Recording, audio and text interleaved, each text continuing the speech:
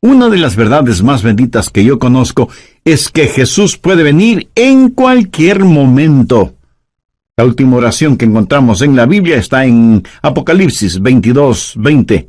Sí, ven, Señor Jesús.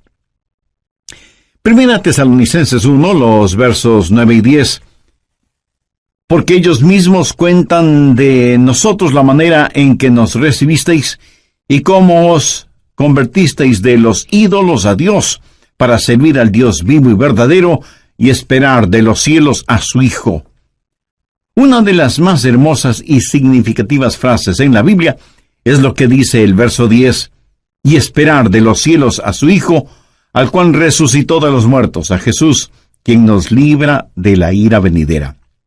Déjeme decir algo acerca de la última parte de este versículo. ¿Qué es lo que vemos aquí? La terrible realidad de la ira que vendrá. Esa ira divina que está como una espada de Damocles sobre todos los seres humanos. La pendiente ira de Dios. Note que no es solo que Jesús viene, sino que la ira de Dios también viene. ¿Qué es eso? ¿A qué hace referencia? Hace referencia a la gran tribulación. Si usted piensa que hoy en día estamos teniendo increíbles problemas y dificultades, la ira de Dios, la gran tribulación, hará que estos días que estamos viviendo en la actualidad parezcan como paseo de verano en la playa. La ira de Dios, la gran tribulación, será un tiempo infernal en la tierra, será un tiempo de indescriptible sufrimiento. El profeta Daniel advirtió sobre este tiempo. Anote al margen Daniel 12:1.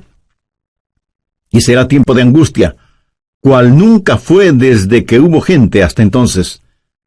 Será un tiempo de sufrimiento sin paralelo en la historia. Y el Señor Jesús también advirtió sobre esto. Busque Mateo 24, desde el verso 21. Porque habrá entonces gran tribulación, cual no ha habido desde el principio del mundo hasta ahora, ni la habrá. No estamos hablando de una tribulación normal, no estamos hablando de los tiempos oscuros y terribles que los creyentes han conocido y vivido a través de los siglos. Estamos hablando de un tiempo sin precedentes. Daniel habla de tiempos problemáticos. Jesús habló de la gran tribulación y Pablo lo identifica como la ira que vendrá. En el capítulo 6 de Apocalipsis se describe la ira que vendrá. Veamos desde el verso 15. Y los reyes de la tierra y los grandes, los ricos, los capitanes, los todopoderosos y todo siervo y libre, se escondieron en las cuevas y entre las peñas de los montes, y decían a los montes y a las peñas, caed sobre nosotros y escondednos del rostro de aquel que está sentado sobre el trono y de la ira del Cordero. Generalmente hablamos de la gentileza del amor del Cordero, o sea, de Jesús. Pero escúcheme con atención.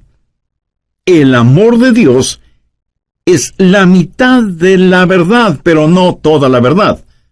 Y cuando usted toma solo la mitad de una verdad y la presenta como si fuera toda la verdad, entonces la mitad que no presenta resulta que viene siendo una mentira. Pero, mi amigo, de acuerdo a la Biblia, la otra mitad del amor de Dios es la ira de Dios, la justicia de Dios. El gran día de la ira de Dios se acerca. ¿Y quién será capaz de enfrentarlo? Daniel, Jesús, Pablo y Juan hablan sobre ese evento. Ese día sin paralelo ni precedente en la historia humana va a llegar, y Pablo lo identifica como la ira que vendrá. Con todo lo que sucede a nuestro alrededor en nuestros días, bien se podría decir que las llamas del juicio de Dios están ya apareciendo en el horizonte. Apocalipsis 6, desde el verso 1. Vi cuando el Cordero abrió uno de los sellos, y oí a uno de los 4 seres vivientes decir, como con voz de trueno, ven y mira. Cuando usted escucha truenos, ¿qué es lo que espera? Pues una tempestad, ¿verdad? A Juan se le dijo que mirara. ¿Y qué es lo que él vio? Veamos en el verso 2. Y miré, y he aquí un caballo blanco. Vamos a ver 4 jinetes en sus caballos, cabalgando durante la gran tribulación. Algunos llaman a estos los 4 jinetes del Apocalipsis.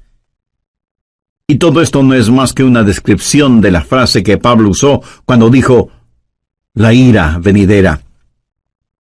El primer caballo es el blanco, de dominio. Juan dice, y miré, y he aquí un caballo blanco, y el que lo montaba tenía un arco, y le fue dada una corona, y salió venciendo, y para vencer. ¿Quién es este que monta en un caballo blanco? Mi amigo, no es otro que el anticristo. Es la simbología bíblica. Un caballo blanco significa dominio, conquista, triunfo, y durante ese tiempo, el Mesías del diablo, el anticristo, regirá en el mundo. Tiene un arco en su mano, lo cual es símbolo de poder. Tiene una corona en su cabeza, lo cual también significa dominio. Y si usted me pregunta, ¿el mundo en realidad será gobernado por el anticristo? Absolutamente cierto. Jesucristo fue muy claro al respecto. Busque Juan 5:43. Yo he venido en nombre de mi Padre, y no me recibís. Si otro viniere en su propio nombre, a ese recibiréis. Jesús dijo que no le recibimos a él, que es el verdadero Cristo, pero sí recibiremos al anticristo, que vendrá montado en un caballo blanco. De paso, quiero compartir con usted lo que leí en un periódico y que tiene que ver con un nuevo símbolo propuesto para las Naciones Unidas. ¿Sabe cuál es ese nuevo símbolo? Un caballo blanco. El artículo dice que el caballo blanco es símbolo de paz, y cito textualmente parte de lo que dice el periódico. La paloma, como símbolo de paz y fraternidad entre las naciones, enfrenta a un competidor, un caballo blanco. El diseño del caballo blanco fue donado con el propósito de unir pacíficamente los 5 continentes, simbolizado a través de la fortaleza del caballo que asegura libertad y unidad. En la cabeza del caballo habrá 5 cintas de diferentes colores que representan los 5 continentes: Europa, Asia, África, América y Australia. Así que se está impulsando un nuevo símbolo de paz, un caballo blanco, para que unifique al mundo. Y Daniel, haciendo referencia al anticristo, dice que por medio de la paz destruirá muchos. Segundo, el caballo rojo de la destrucción. Apocalipsis 6:4. Y salió otro caballo, bermejo, y al que lo montaba le fue dado poder de quitar de la tierra la paz, y que se matasen unos a otros, y se le dio una gran espada. El caballo rojo de la destrucción, rojo como el color de la sangre. Y cuando este inspirado anticristo cabalga para conquistar, en su diabólico cerebro no habrá más que esa idea, conquistar, y habrá guerra y terror y destrucción, y la sangre roja lo manchará absolutamente todo. ¿Alguna vez usted ha pensado en nuestro mundo presente, armado hasta los dientes, con toda clase de armas de destrucción? El Medio Oriente es un verdadero polvorín. Y en realidad nadie sabe qué naciones tienen armas biológicas o capacidad nuclear o termonuclear. Un gran general norteamericano dijo, sabemos mucho más acerca de la guerra que de la paz. Sabemos más acerca de quitar la vida que acerca de vivir en este siglo que se pregona es el siglo del progreso. El conocimiento científico ha sobrepasado los límites de control. Tenemos muchos hombres de ciencia, pero en verdad muy pocos hombres de Dios. El mundo ha alcanzado notoriedad sin sabiduría, poder sin conciencia. Somos un mundo de gigantes nucleares, pero criaturas sin ética. Todo lo que sucede en el mundo está llegando a su clímax. Y la Biblia lo identifica como el gran día de la ira de Dios. Con la llegada del caballo rojo de la destrucción, el espíritu del odio que está en el anticristo inflamará los corazones y las mentes de los seres humanos y causará que los padres maten a sus propios hijos y que se maten entre hermanos. Será un tiempo de indescriptible sufrimiento cuando la espada estará chorreando la sangre de todos aquellos que no han querido recibir la marca de la bestia. Y los cadáveres estarán abandonados en las calles, llenando con olores putrefactos el aire, en donde se mezclarán las lágrimas y el llanto de los vivos con el pedido de auxilio de los moribundos. Y uno puede entender lo que profetizó Jesús cuando dijo: «Mas ay de las que están encintas y de las que crían en aquellos días, porque habrá entonces gran tribulación, cual no ha habido desde el principio del mundo hasta ahora, ni la habrá». Tercero, el caballo negro de la privación. Apocalipsis 6, versos 5 y 6. Cuando abrió el tercer sello, oí al tercer ser viviente que decía: «Ven y mira». Y miré, y he aquí un caballo negro, y el que lo montaba tenía una balanza en la mano, y oí una voz de en medio de los 4 seres vivientes que decía: 2 libras de trigo por 1 denario, y 6 libras de cebada por 1 denario, pero no dañes el aceite ni el vino. ¿Qué representa el caballo negro? Representa hambruna, invariablemente, porque después de una guerra sigue la hambruna. La balanza en este pasaje, usada para pesar harina, habla de la escasez de los alimentos y nos habla de precios elevadísimos y naciones que se mueren de hambre. 1 libra de trigo o cebada representa una comida, y esa comida costará todo un día de trabajo, o sea que será necesario el trabajar todo el día para poder comprar algo para comer. ¿Sabía que ya vivimos en un mundo en donde más de la mitad de la población vive en perpetuo estado de hambre?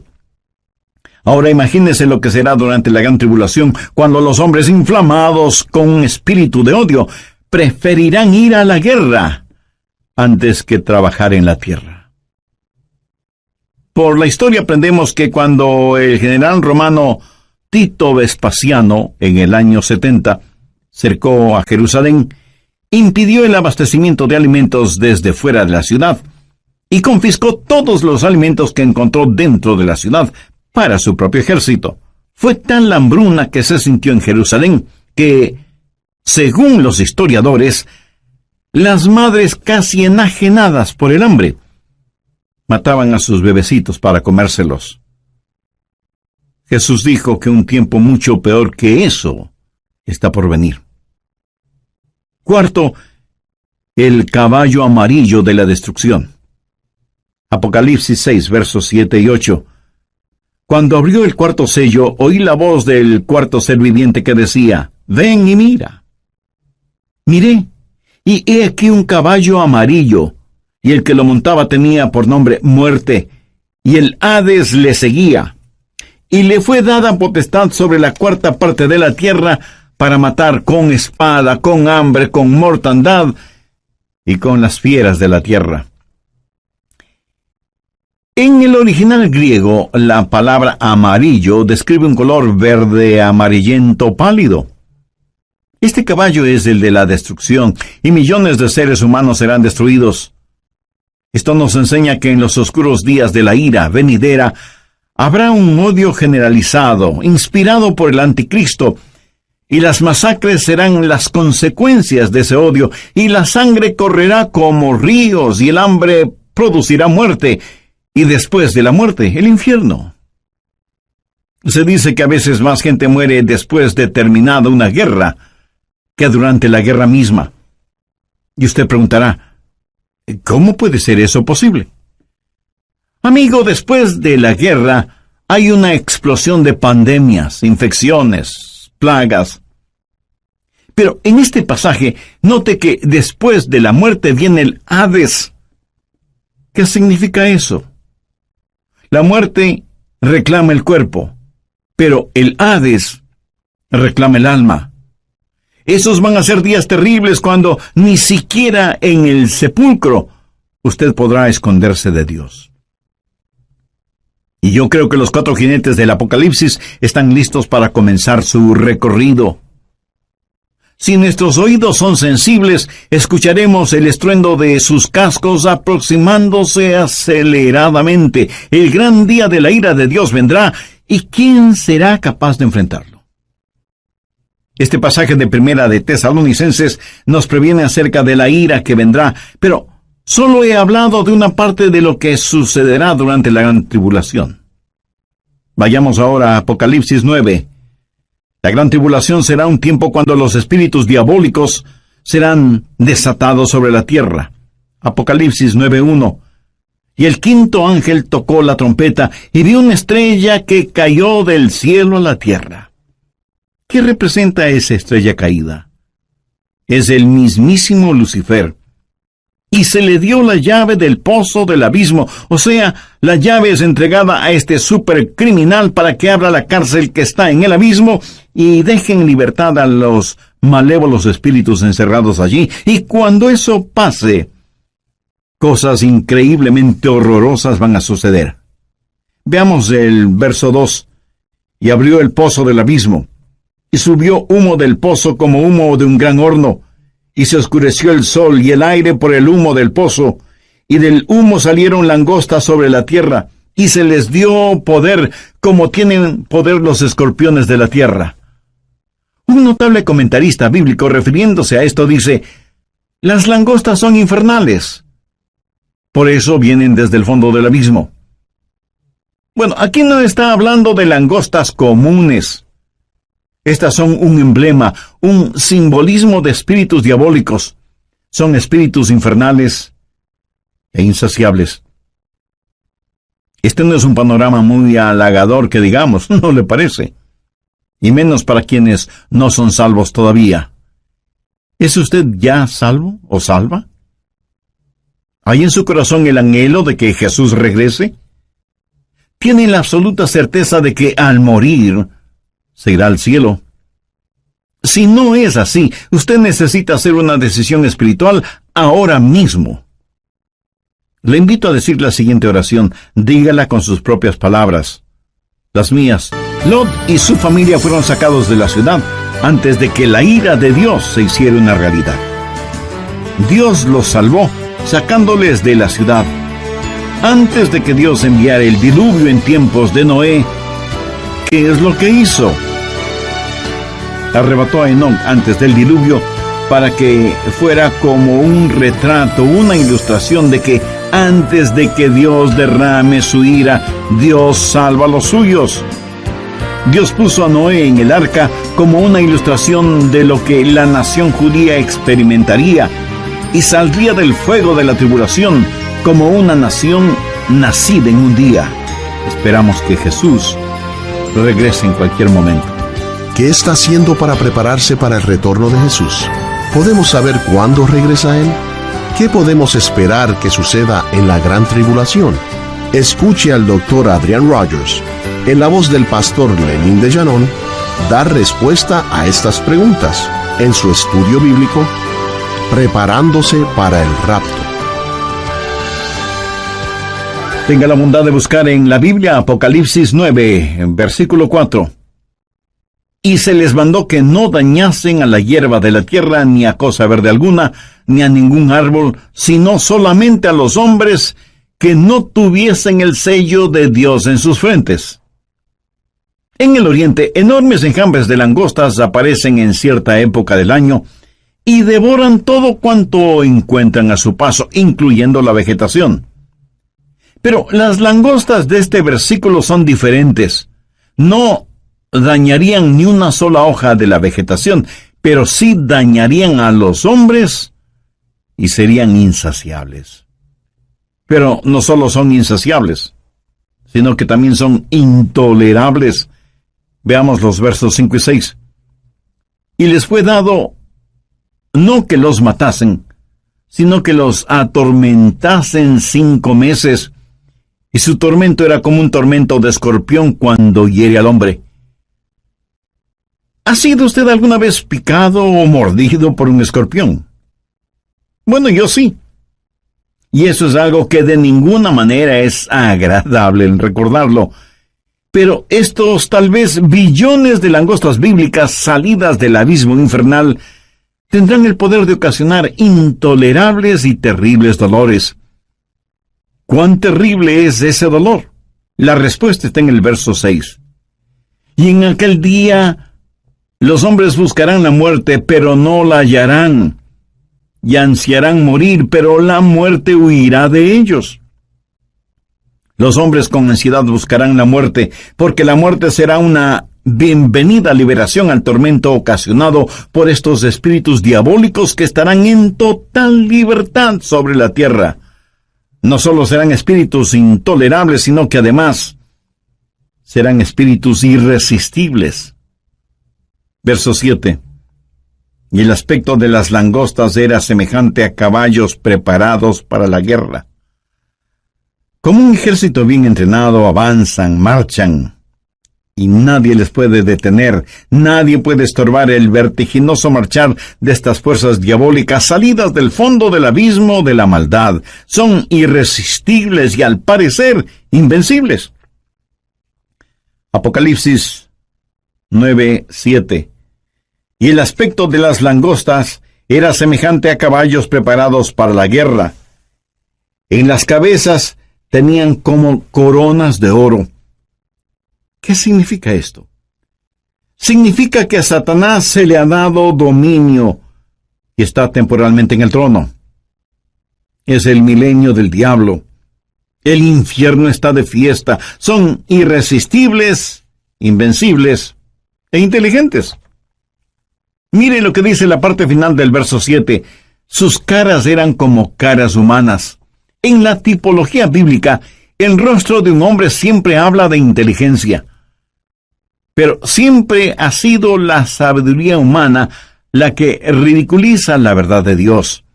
El interés de Satanás siempre ha sido el controlar la mente del hombre, no tanto su corazón y conciencia. Los espíritus diabólicos implantan en nuestras mentes ideas de cómo debemos aprender acerca de las estratagemas seductoras de Satanás, pero son estratagemas insidiosas. Verso 8. Tenían cabello como cabello de mujer, sus dientes eran como de león. Mi amigo, estas no son langostas ordinarias. El cabello de mujer habla del carácter seductor y atractivo de las fuerzas diabólicas.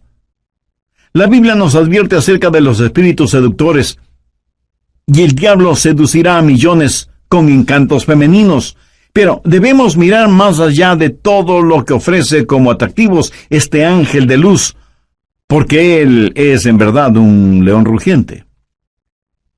La Biblia dice, sus dientes eran como de león, para devorar y destruir a quienes caen en sus garras, insidioso y engañador, con pelo como de mujer, pero con colmillos de león.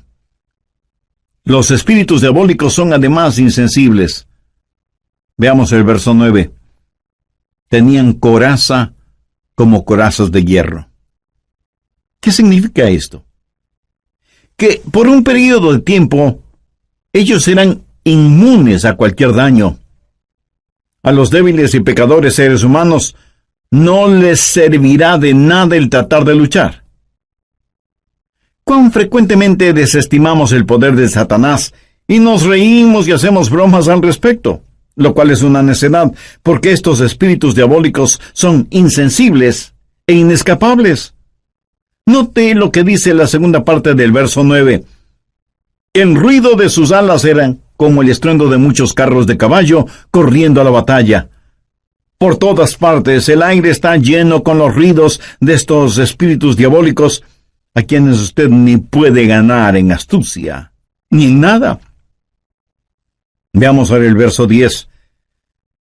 Tenían colas como de escorpiones y también aguijones, y en sus colas tenían poder para dañar a los hombres durante 5 meses. ¿Sabía usted que el tiempo normal de vida de una langosta es 5 meses? El apóstol Juan usa simbolismos para decirnos que estos espíritus malignos, que tienen colas como de escorpiones, efectuarán su trabajo de herir a los hombres. Tienen el poder para hacerlo.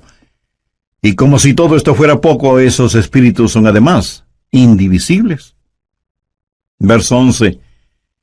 Y tienen por rey sobre ellos al ángel del abismo, cuyo nombre en hebreo es Abadón y en griego Apolión. Hay un rey sobre estos espíritus. Recuerde que no tenemos lucha contra sangre y carne, sino contra principados, contra potestades, contra los gobernadores de las tinieblas. Abadón o Apolión literalmente significa destrucción. Un poderoso príncipe infernal, tal vez Satanás mismo, es quien los guía para que torturen a los habitantes de la tierra durante la gran tribulación, o sea, durante la ira venidera. En segundo lugar, hay una anticipada espera. Veamos 1 Tesalonicenses 1:10. Y esperar de los cielos a su Hijo, al cual resucitó de los muertos, a Jesús, quien nos libra de la ira venidera. ¿Lo ve? Esperamos por su Hijo Jesús, quien nos libra de la ira venidera. Pregunta, ¿vivirá la iglesia la gran tribulación? ¿Estará la iglesia sujeta a la ira que vendrá? Bueno, personalmente no lo creo, y le diré por qué.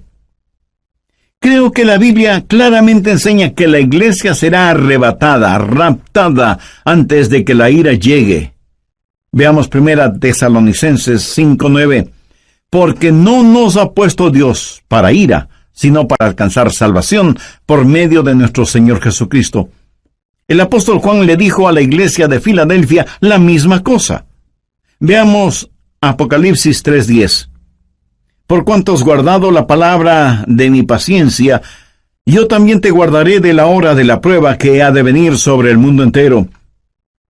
Y usted podría preguntarme, pastor, eso es lo que Juan le dijo a la iglesia de Filadelfia, pero no a nuestras iglesias. Vayamos rápidamente a Apocalipsis 3:13. ¿Qué dice? El que tiene oído, oiga lo que el Espíritu dice a las iglesias. Lo que se le dijo a la iglesia de Filadelfia también es para nosotros. Si guardamos las palabras de su paciencia, Él nos librará de esa hora de tribulación. Dios no derrama su ira sobre sus hijos, Él disciplina a sus hijos. Antes de que un reino declare guerra a otro reino, ¿qué es lo que hace? Llama a sus propios ciudadanos a que salgan de ese reino antes de declarar la guerra. Antes de que Dios hiciera llover fuego y azufre sobre Sodoma, el ángel le dijo a Lot, no puedo hacerlo hasta que tú salgas de aquí.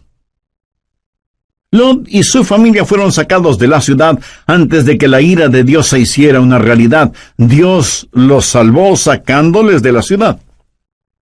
Antes de que Dios enviara el diluvio en tiempos de Noé, ¿qué es lo que hizo?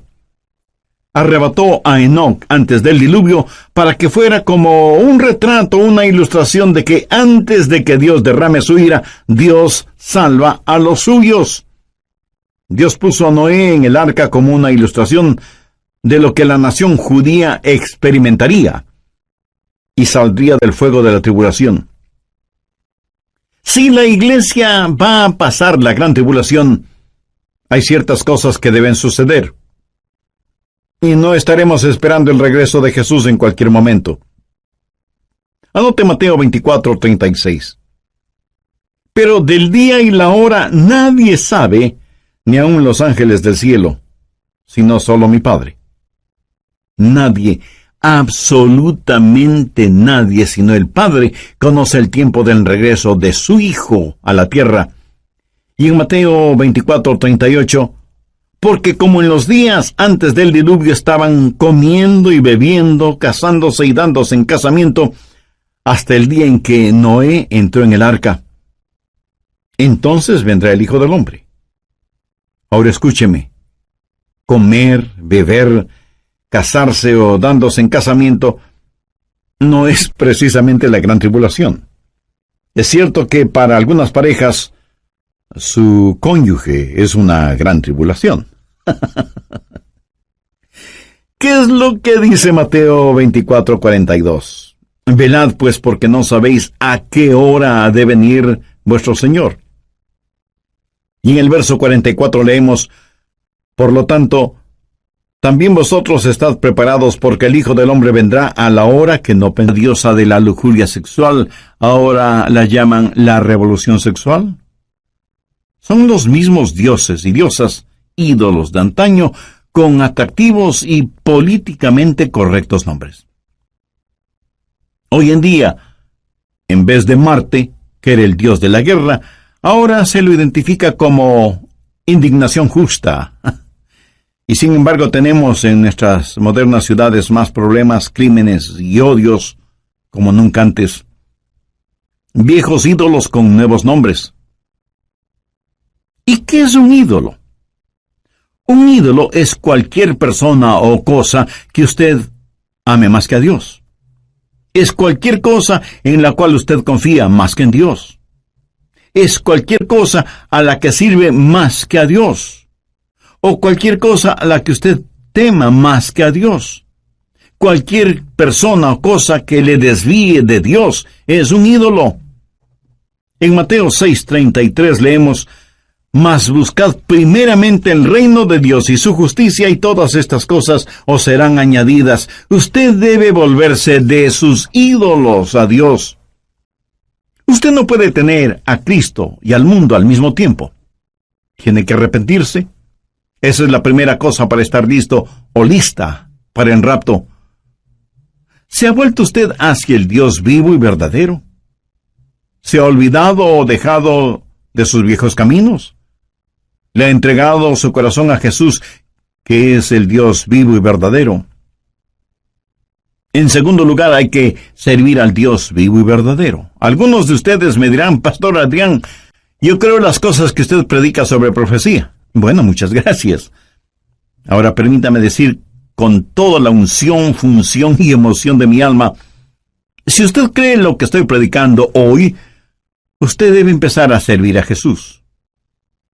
Por favor, saque su cabeza de las nubes proféticas y ponga sus pies en la tierra y comience a ganar almas.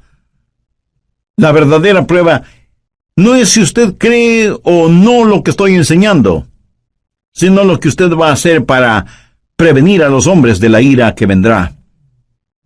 Y debemos trabajar hasta cuando Jesús regrese, y luego nos juntaremos en nuestro hogar celestial. Tercero, hay que esperar el regreso de Jesús. Esos creyentes esperaban por Jesús, no como un último recurso o como una escalera de incendios, sino que estaban diciendo: ven pronto, Señor Jesús.